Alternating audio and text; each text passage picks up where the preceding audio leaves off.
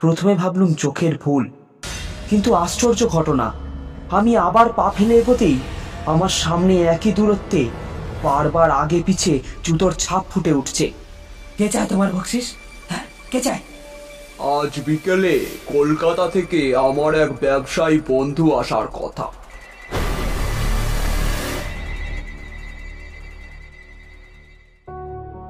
নমস্কার বন্ধুরা, শুধু তোমার গল্প চ্যানেলে তোমাদের সবাইকে স্বাগত।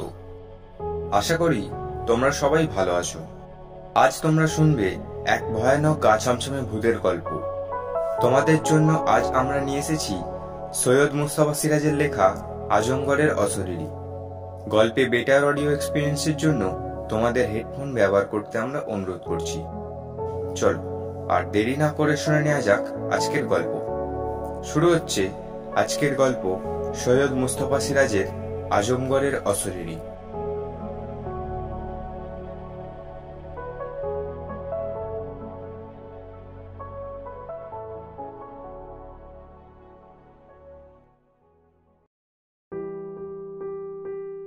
তখন আমি 1857 খ্রিস্টাব্দে সিপাহী বিদ্রোহ নিয়ে গবেষণা করছিলাম। সেই কাজে আমাকে আজমগড় যেতে হয়েছিল। আজমগড় উত্তরপ্রদেশের গঙ্গার ধারে একটা ছোট্ট শহর। সেখানে একটা কেল্লার ধ্বংসাবশেষ আছে, তবে ওটা দেখবার জন্য পর্যটকদের বিশেষ উৎসাহ নেই। ওখানে বিশাল গঙ্গার বুকে একটা চরে পক্ষী নিবাস আছে। পাখি দেখবার জন্যই শীতকালে পর্যটকদের ভিড় হয়। ধ্বংসস্তূপ দেখে কেই বা আনন্দ পায়। আমি গিয়েছিলাম মার্চের গোড়ার দিকে। তখন আর তত শীত ছিল না, পর্যটকদের ভিড়ও ছিল না। ভাঙাচোরা নবাবী প্রাসাদের পাশে গঙ্গার তীরে প্যালেস হোটেলে উঠেছিল। পর্যটন মরশুমের শেষে এই দোতলা 3 স্টার মার্কা হোটেলে তখন ঘর ভাড়াও কমিয়ে দেওয়া হয়েছিল। হোটেলের ম্যানেজার শুকলাল ঠাকুর খুব অমায়িক মানুষ। আমি সিপাহী বিদ্রোহ সম্পর্কে গবেষণা করছি জেনে খুব খাতির করেছিলেন।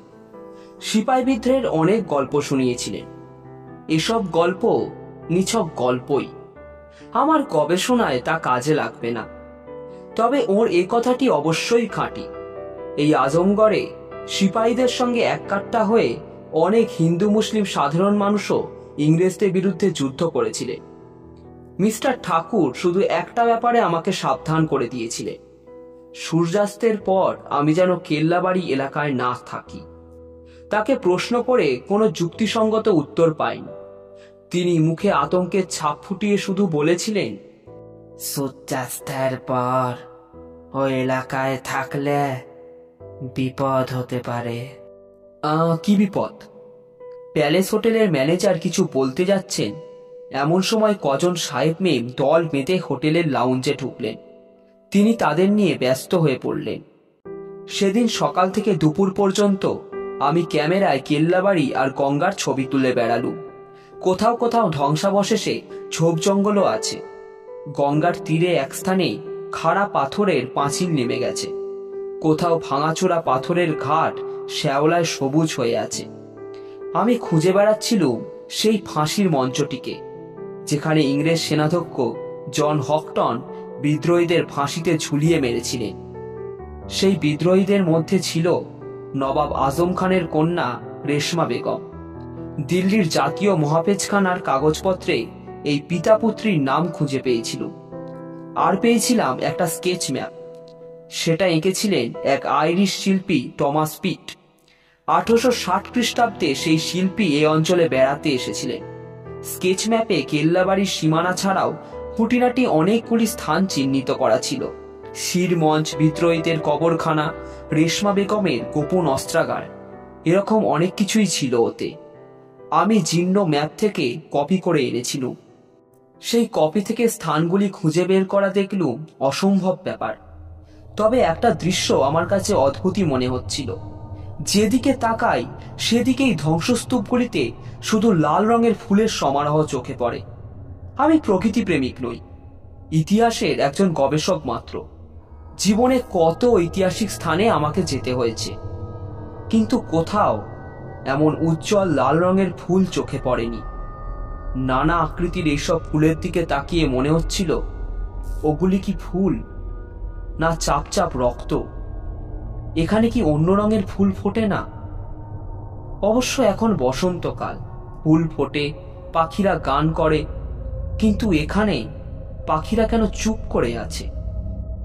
পাখির কথা ভাবতেই গঙ্গার ধারে পক্ষীনিবাসের কথা মনে পড়ল। তখন ধরে নিলুম এলাকার সব পাখি সেখানে গিয়েই জুটেছে। কোথায় সেই চর তা তো জেনে আসিনি। গঙ্গা এখানে প্রশস্ত, উত্তাল বাতাসে বড় বড় ঢেউ উঠে কেল্লার পাথুরে পাঁচিলে অদ্ভুত শব্দ করছে। চোখ বন্ধ করলে মনে হচ্ছে হাজার হাজার মানুষের কোলাহল। ওপারে দূরে ঘন নীল পাহাড়গুলি দেখা যাচ্ছে, কয়েকটি জেলে নৌকা ভেসে বেড়াচ্ছে। অন্যমনস্কভাবে গঙ্গার ধারে জীর্ণ শ্যাওলা ধরা ঘাটের মাথায় একটা গাছের ছায়ায় দাঁড়িয়েছিল। এই সময় আমার ডান দিকে ধ্বংসস্তূপের ভেতর থেকে একজন ফকির বেরিয়ে এলেন। ফকিরের মাথায় জটা, মুখে লম্বা দাড়ি, পরনে পা পর্যন্ত লম্বা কালো আলখাল্লা, গলায় মোটা মোটা রং বেরঙের পাথরের মালা। তার এক হাতে প্রকাণ্ড চিমটে, চিমটেটার গোড়া রূপো আর তামার তারে বাঁধানো। ফকির ঘাটের কাছে এসে আমার দিকে চোখ কটমট করে তাকিয়ে বললেন, कौन हो तुम? আমি যথাসাধ্য হিন্দিতে নিজের পরিচয় দেওয়ার চেষ্টা করলুম। তারপর বললুম, রেশমা বেগমের ফাঁসির জায়গা আর তার কবর কোথায় তা কি আপনি জানেন? দেখিয়ে দিলে আপনাকে কিছু বকশিস দেব। ফকির কিন্তু চটে গেলেন। তিনি ক্রুদ্ধস্বরে বললেন, কে চায় তোমার বকশিস? হ্যাঁ, কে চায়? শিগগির এখান থেকে চলে যাও, যাও চলে যাও, না গেলে তোমার বিপদ হবে। তাকে বোঝানোর চেষ্টা করলুম আমি সিপাই বিদ্রোহের প্রকৃত ইতিহাস লিখতে চাই, কিন্তু ফকির আমাকে পাত্তা দিলেন না। মস্ত বড় চিমটেটা তুলে তেড়ে এলেন। চিমটের ডগা সূক্ষ্ম এবং ধারালো। বেগতিক দেখে আমি সরে এলাম। একটু পরে দূর থেকে দেখলুম ফকির আলখাল্লা খুলে রেখে জলে ঝাঁপিয়ে পড়লে।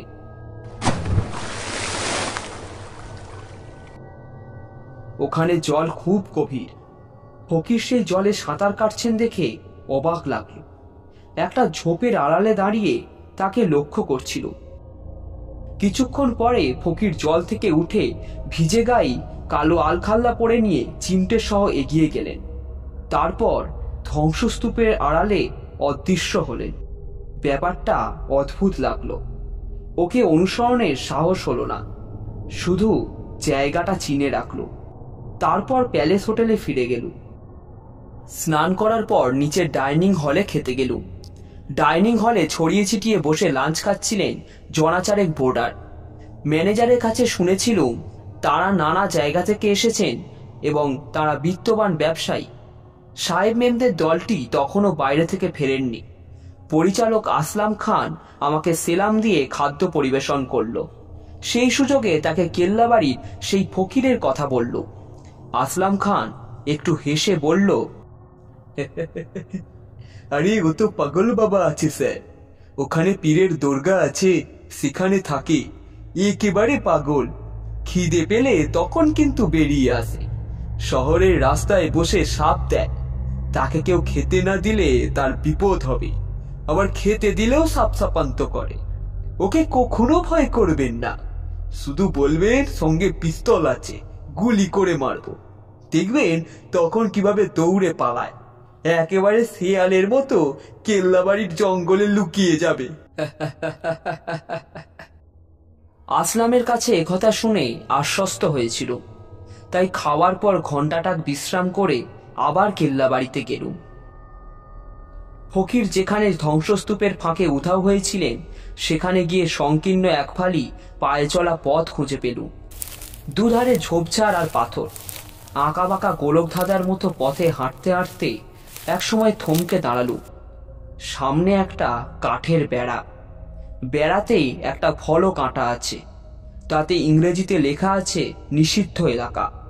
তার নিচে একটা মরার খুলি এবং খুলির তলায় আড়াআড়ি ভাবে দুটো হাড় আঁকা।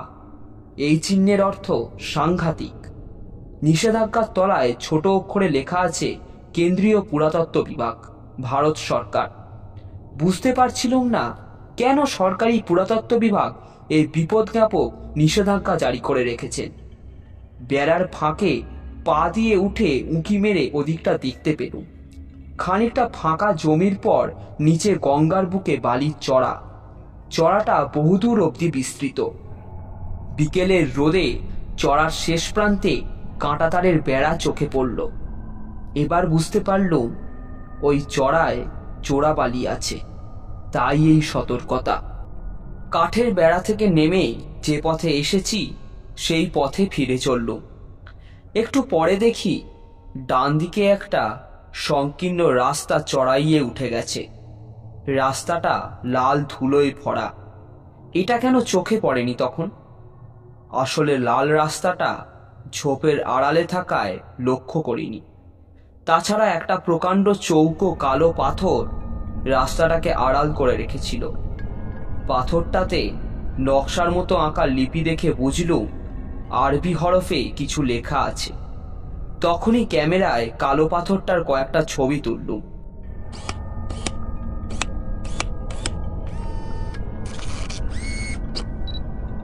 তারপর পাথরের এক পাশ দিয়ে এগিয়ে লাল রাস্তায় পৌঁছলুম। কিন্তু সংকীর্ণ রাস্তাটার লাল ধুলোয় জুতো প্রায় ডুবে যাচ্ছিল। প্যান্ট একটু গুটিয়ে নিতে হলো। সাবধানে পা ফেলে একটুখানি এগিয়েছি, হঠাৎ চমকে উঠলুম। আমার প্রায় ফুট 6 দূরে চোখের সামনে এইমাত্র কার জুতোর ছাপ ফুটে উঠেছে। প্রথমে ভাবলুম চোখের ভুল, কিন্তু আশ্চর্য ঘটনা, আমি আবার পা ফেলে এগোতেই আমার সামনে একই দূরত্বে বারবার আগে পিছে জুতোর ছাপ ফুটে উঠছে। বুকের ভেতরটা ঠান্ডা হিম হয়ে গেল। কোনো এক অশরীরই আমার সামনে হেঁটে চলেছে, এতে কোনো ভুল নেই। তার জুতোর ছাপগুলি আমার জুতোর ছাপের তুলনায় ছোট, কিন্তু কে সে? চোখের ভুল কিনা জানার জন্য দুঃসাহসী হয়ে আবার কয়েক পা এগিয়ে গেলুম। আবার আমার সামনে একই দূরত্বে সেই অশরীরী জুতোর ছাপ স্পষ্ট হয়ে উঠল। এবার আমার সব সাহস উবে গেল। শেষবেলার রোদে এই অবিশ্বাস্য ঘটনা দেখে আমার বোধবুদ্ধি গুলিয়ে গেল। আমি দ্রুত পিছু ফিরে লাল ধুলোয় টলতে টলতে কালো পাথরটার পাশ দিয়ে পেরিয়ে এলুম। তারপর বিভ্রান্তভাবে ধ্বংসস্তূপের ভিতর দিয়ে দৌড়তে থাকলুম।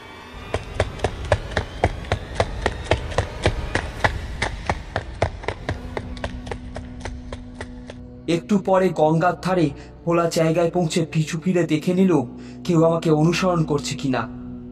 এরপর কি করে যে হোটেলে ফিরলাম মনে পড়ে না। জীবনে বহু ঐতিহাসিক ধ্বংসস্তূপ এবং দুর্গম স্থানে গেছি, কিন্তু এমন অদ্ভুত ঘটনা কোথাও ঘটতে দেখিনি। হোটেলের লাউঞ্জে বসে ইশারায় একজন ওয়েটারকে ডেকে কফি আনতে বলল। সে কফি এনে দিল। কফি খেতে খেতে ঘটনাটা ঠান্ডা মাথায় বোঝবার চেষ্টা করছিল। এমন সময় দেখি লাউঞ্জের অন্য প্রান্তে একজন ভদ্রলোক দাঁড়িয়ে আছে। পরনে জিন্স এবং টি শার্ট, মুখে গোঁফ, বেশ বলিষ্ঠ গড়ন। গায়ের রং শ্যামবর্ণ হয়েও নয়। ভদ্রলোকের মুখে যেন একটা বিরক্তির ছাপ এবং চোখ দুটো কুতকুতে। এরকম চেহারার লোক দেখলে অস্বস্তি জাগে। ভদ্রলোক সম্ভবত প্যালেস হোটেলের লাউঞ্জে এসে কারোর জন্য অপেক্ষা করছিলেন। তাকে না পেয়ে হয়তো বিরক্ত এবং অধৈর্য হয়ে উঠেছিলেন। আমার চোখে চোখ পড়লে তিনি এগিয়ে এলেন। তারপর বাংলায় বলে উঠলেন, এ দাদা, আপনি কি বাঙালি? বললুম, হ্যাঁ। ভদ্রলোক অমায়িক হেসে আমার মুখোমুখি বসে পড়লেন। বললেন, মশাই, বাঙালির চেহারা দেখলেই চেনা যায়। আমার ঠাকুরদা ওকালতি করতে আজমগড়ে এসেছিলেন, তারপর আর দেশে ফেরেননি। বাবা ওকালতি করতেন, আমি কিন্তু ব্যবসা করি। আমার নাম অশোক রায়। আপনার পরিচয় পেলে খুশি হব। অশোকবাবুকে প্রথমে দেখে যা ভেবেছিলুম তার অমায়িক হাবভাব এবং কথাবার্তা শুনে সেই ধারণা কেটে গেল। আমার পরিচয় পেয়ে তিনি খুব উৎসাহিত হয়ে উঠলেন। বললেন, কেল্লাবাড়ি ধ্বংসস্তূপের মধ্যে কোথায় কি ছিল তা আমার নখদর্পণে। আমার ছেলেবেলায় সবকিছু ধ্বংস হয়ে যায়নি। ওয়েটারকে আবার ডেকে ওর জন্য কফি আনতে বললুম। তারপর অশোকবাবু আজমগড়ের পুরনো ঐতিহাসিক কাহিনী বলতে শুরু করলে। ম্যানেজারের কাছে এইসব গল্প শুনেছি। ওয়েটার কফি দিয়ে গিয়েছিল। কফি খেতে খেতে অশোকবাবু বললেন, আজ বিকেলে কলকাতা থেকে আমার এক ব্যবসায়ী বন্ধু আসার কথা, তার জন্য অপেক্ষা করে অস্থির। 6টা বেজে এলো, সে এলো না। কাজেই ধরে নিচ্ছি সে আর আসবে না। না আসুক। আপনার সঙ্গে আলাপ হয়ে কি যে আনন্দ পেলুম বোঝাতে পারবো না। তা আপনি হোটেলে থাকবেন কেন? খামোকা এক গাদা টাকা খরচ, বরং আমার অতিথি হন। আপনাকে দেখলে আমার স্ত্রী ছেলেমেয়েরাও খুব খুশি হবে। এত অন্তরঙ্গতার পর বিকেলে কেল্লাবাড়ির ভেতরে সংকীর্ণ লাল রাস্তায় যে অবিশ্বাস্য ঘটনা ঘটতে দেখেছি তা অশোকবাবুকে না বলে থাকতে পারলুম না। অশোকবাবু ঘটনাটা শুনে হেসে উড়িয়ে দিলেন। বললেন, আপনি ঐতিহাসিক পণ্ডিত, ইতিহাসের ভেতরে ডুবে থাকেন। বাস্তব জগতে ভুলভাল দেখা আপনার পক্ষে স্বাভাবিক। দেখুন মশাই, আমি কত রাত দুপুরে ওই এলাকায় একা ঘুরে বেরিয়েছি, কখনো কিচ্ছু দেখিনি। হ্যাঁ, ওখানে এক পাগলা ফকির থাকে। আমাকে দেখলেই সে লেজ তুলে পালিয়ে যায়। তাকে নিশ্চয় দেখতে পেয়েছেন। বললুম, হ্যাঁ, দুপুরে ফকিরকে গঙ্গায় স্নান করতে দেখেছি। আমাকে সে ভয় দেখাচ্ছিল। অশোকবাবু হেসে উঠলেন। বললেন, পরশু দোল পূর্ণিমা গেছে, আজ কিছুক্ষণ পরে চাঁদ উঠবে। কোনো ভয়ের কারণ নেই। আমার সঙ্গে কেল্লাবাড়ি চলুন, দেখবেন কোনো অলৌকিক ব্যাপার ঘটছে না। আর পাগলা ফকিরের ডেরাতেও আপনাকে নিয়ে যাব। দেখবেন আমাকে দেখে বেটার ছেলে কি করে। এতক্ষণে সাহেব মেমদের দলটি এসে পড়ল। অন্যান্য বোর্ডাররাও ততক্ষণে এসে গেছে। কেউ লাউঞ্জে, কেউ ডাইনিং হলে ঢুকে চা কফি খাচ্ছে। অশোকবাবু বললেন, চলুন, জ্যোৎস্না রাতে আজমগড়ের গঙ্গার ধারে বসে গল্প করা যাবে। তারপর সেই লাল রাস্তায় যাব। আমার কাছে টর্চ আছে। আপনাকে আমি রেশমা বেগমের কবরও দেখিয়ে দেব। উঠে বলুন। একটু অনিচ্ছা করে অশোকবাবুর সঙ্গে বেরিয়ে গেল। তারপর মনে হলো ইনি বাঙালি এবং এখানেই বড় হয়েছে। তাছাড়া তার বলিষ্ঠ গড়ন দেখেও শেষ পর্যন্ত ভয়টুকু ঘুচে গেল। কেল্লাবাড়ি এলাকায় ঢুকে গঙ্গার ধারে একটা পাথরের ওপর পাশাপাশি দুজনে বসল। অশোকবাবু কলকাতার সাম্প্রতিক খবরাখবর জেনে নিচ্ছিলেন। বহু বছর তার কলকাতায় যাওয়া হয়নি। কিছুক্ষণ পরেই চাঁদ উঠল।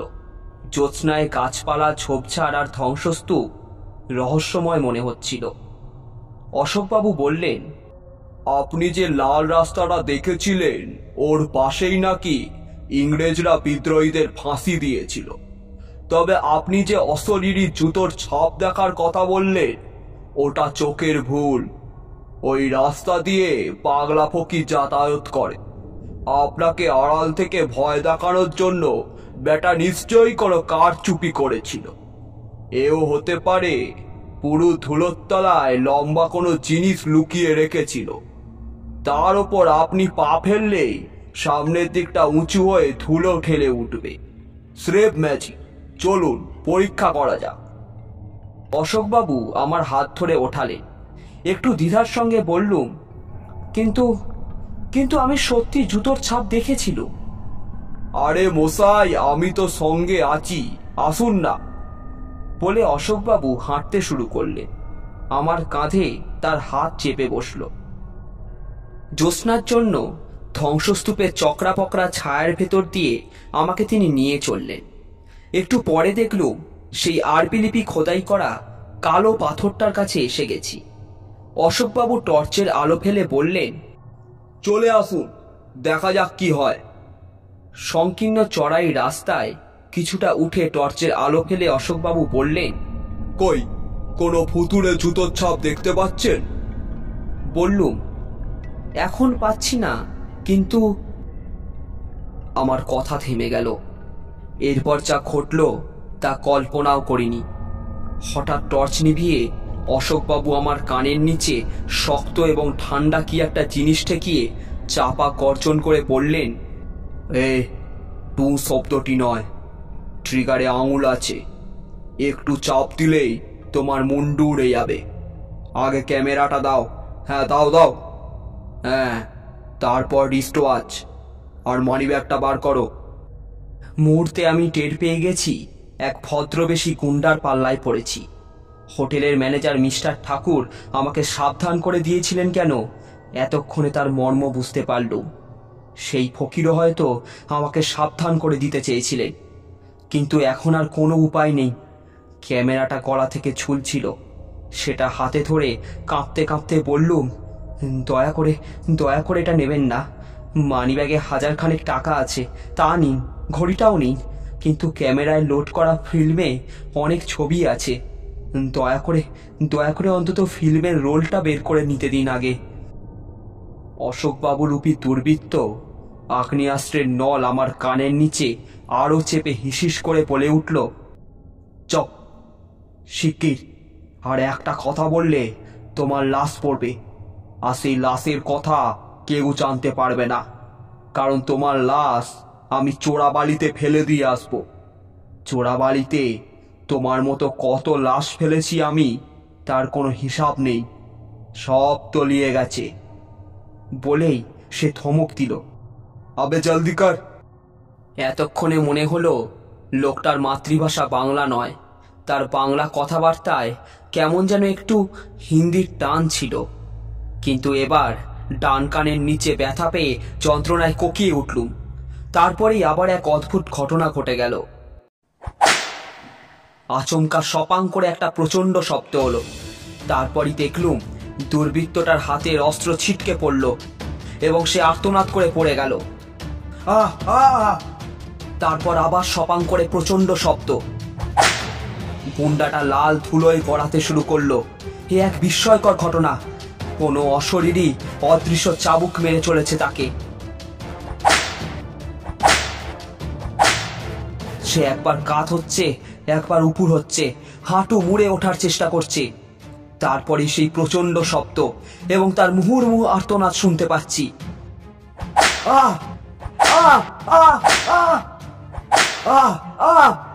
জ্যোৎস্নায় স্পষ্ট দেখছি লোকটার গায়ের টি শার্ট ফালা ফালা হয়ে কালো কালো ক্ষতরেখা ফুটে উঠছে। আমি হতবুদ্ধি হয়ে দাঁড়িয়ে আছি। লাল ধুলো ভরা রাস্তায় লোকটা ক্রমাগত গড়াচ্ছে এবং তার গলা দিয়ে গো গো শব্দ বেরোচ্ছে। অশরীরী চাবুকের শব্দ ক্রমশ প্রচন্ডতর হয়ে উঠছে। লাল ধুলোর ঝড় বয়ে যাচ্ছে এবার। তার আড়ালে চাবুকের ক্রমাগত শব্দ আর গোঙানি শুনতে শুনতে একসময় আমার চেতনা ফিরে এলো। তখনই দৌড়ে নেমে এসে কালো পাথরটার পাশ দিয়ে বেরোলাম। তারপর ধ্বংসস্তূপের ভেতর দিয়ে খোলা জায়গার দিকে ছুটে চললুম। কেল্লাবাড়ির ভাঙা ফটকের কাছে গিয়ে প্যান্ট শার্ট থেকে ধুলো ছেড়ে হোটেলে ফিরে চললুম। না, কাউকে এসব অবিশ্বাস্য ঘটনা বলা যাবে না, কেউ বিশ্বাস করবে না। রাতে ডিনার খাইনি। ম্যানেজার খাবার নিয়ে এসেছিলেন আমার রুমে। বলেছিলাম ঘুরে ঘুরে খুব ক্লান্ত, খিদে নেই। সারা রাত যতবার ঘুম এসেছে চমকে চমকে উঠছি, আবার বুঝি কোনো অদ্ভুত ঘটনা ঘটবে। ভোর 6টায় আসলাম খান বেডটি আনলো। তারপর গম্ভীর মুখে বলল, খবর আছে স্যার, সুখবর, তাই বলা উচিত মনে হলো। বললুম, কি সুখবর আসলাম? সে বলল, আজমগড়ে এক সাংঘাতিক গুন্ডা ছিল, তার নাম কাল্লু। সে আমাদের হোটেলে এসেও ম্যানেজার সাহেবের কাছে টাকা দাবি করত। কাল সন্ধ্যার আগে সে নাকি আপনার সঙ্গে কথা বলছিল। ওইটা রমেশ দেখেছে, কিন্তু আপনাকে সাবধান করার সুযোগ পায়নি। কিন্তু সুখবরটা কি? কাল্লু গুন্ডাকে কে বা কারা রাতে মেরে কেল্লাবাড়ির ভেতর লাশ ফেলে এসেছে। পাগলা ফকির খুব ভোরে সেই লাশ দেখে থানায় খবর দিয়েছিল। আশ্চর্য ঘটনা স্যার, তার পিস্তল আর টর্চটা সেখানেই পড়েছিল। আচ্ছা আসলাম, কাল্লু কি বাঙালি ছিল? না স্যার, তবে সে উর্দু, হিন্দি, ইংরেজি, বাংলা সব ভাষাতেই কথা বলতে পারত। কলকাতাতে নাকি তার ছোটবেলা কেটেছিল, স্কুলেও পড়েছিল, তাই বাংলাতেও বলতে পারত। আজমগড়ে বাঙালি আছে, তারা তো কাল্লুকে বাঙালি বলেই মনে করত। কাল্লু কখন যে কোন রূপ ধরত চেনা কঠিন হতো। কাল্লুর লাশ কি পুলিশ নিয়ে গেছে? শুনলুম একটু আগে নিয়ে গেছে। কাল্লুর সারা শরীর নাকি রক্তে লাল। ব্রেকফাস্টের পর 9:30টায় আমি একবার সাহস করে কেল্লাবাড়িতে গেলুম। আবার মনে হচ্ছিল কাল বিকেলে যে অশরীরী জুতোর ছাপ আমার সামনে রাঙা ধুলোয় ফুটে উঠতে দেখেছি, সেই ছদ্মবেশী অশোক রায় নামধারী দুর্বৃত্ত কাল্লুর হাত থেকে সেই আমাকে বাঁচিয়েছে। মনে মনে তার উদ্দেশ্যে কৃতজ্ঞতা জানালুম। এবার নির্ভয়ে সেই কালো পাথরের পাশ দিয়ে সংকীর্ণ লাল ধুলো ভরা রাস্তায় পৌঁছলাম। চড়াই রাস্তা দিয়ে হেঁটে যাওয়ার সময় আর সেই জুতোর ছাপ সামনে ফুটে উঠল না। কিছুটা যাওয়ার পর রাস্তা ঢালু হয়ে নেমে গেছে। নিচে নেমেই ঘন গাছপালার ভেতর সার সার কয়েকটা কবর দেখলুম। তারপর লাল পাথরের একটা কবর দেখে এগিয়ে গেলুম। সেই কবরের শিয়রে একটা রক্তকরবীর গাছ, কবরে লাল ফুল ঝরে পড়ছে। আমি বহুকাল আরবি লিপির ফলক দেখে দেখে লিপির বিষয়ে সামান্য জ্ঞান অর্জন করেছিল। আরবিতে 3টি হরফ চেনা মাত্র বুঝতে পারলুম এটাই সেই সিপাহী বিদ্রোহের নেত্রী শাহজাদি রেশমা বেগমের কবর, যার ডাকে হাজার হাজার হিন্দু মুসলিম ইংরেজদের বিরুদ্ধে লড়াই করেছিল। হঠাৎ আমার মাথায় কথাটা এসে গেল, তাহলে কি রেশমা বেগমের অতৃপ্ত আত্মাই আমাকে কাল বিকেলে পথ দেখিয়ে তার কবরের কাছে আনতে চেষ্টা করেছিল? সেই রেশমা বেগমের আত্মাই কি দুর্বৃত্ত কাল্লুকে চাবুক মেরে রক্তাক্ত করেছিল? শ্রদ্ধায় আমার মাথা নুয়ে পড়ল। পাশের একটা লাল ফুলের গুচ্ছ ডাল থেকে ভেঙে বিদ্রোহিনীর কবরে রেখে মাথা ঠেকালো। সেই মুহূর্তে স্নিগ্ধ একটা হাওয়া ভেসে এলো। সেই হাওয়ায় যেন পুরনো ইতিহাসের সুঘ্রাণ টের পেলুম। মনে মনে বললুম, প্রথম স্বাধীনতা যুদ্ধের নায়িকা বীরাঙ্গনা তুমি, তোমার জীবন কাহিনী আমাকে লিখতেই হবে। এই সময় পাগলা ফকির এসে গেল। অট্টহাসি হেসে সে বলল, बाबूजी, आपका ऊपर रेशमा बेटी बहुत खुश है, तो आप यहाँ से तुरंत चला जाइए। रेशमा बेटी को अकेला रहना दीजिए। बेटी जिंदगी में बहुत दुख पाई है, बहुत दुख से मर गई बेटिया। তখনই নিঝুম কবরখানা থেকে চলে এলুম। ইতিহাসে এইসব আশ্চর্য ঘটনা লেখা যাবে না, সেগুলো আমার ব্যক্তিগত জীবনেই থেকে যাক। হ্যাঁ, সেই অদ্ভুত ঘটনা এতদিন কাউকে বলিনি। এখন আমি বৃদ্ধ, মৃত্যুর আগে ঘটনাগুলি লিখে যাওয়া উচিত মনে করেই লিখে ফেললুম। এর সত্য মিথ্যা নিয়ে প্রশ্ন তুললে আমি নিরুত্তর থাকব।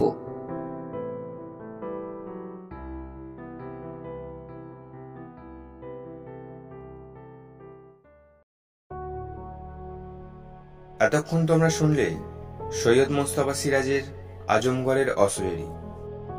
আজ গল্পের সমস্ত চরিত্রে ছিল ইমন, এবং গল্পের সূচনা ও সমাপ্তিতে আমি সৌম্যদীপ।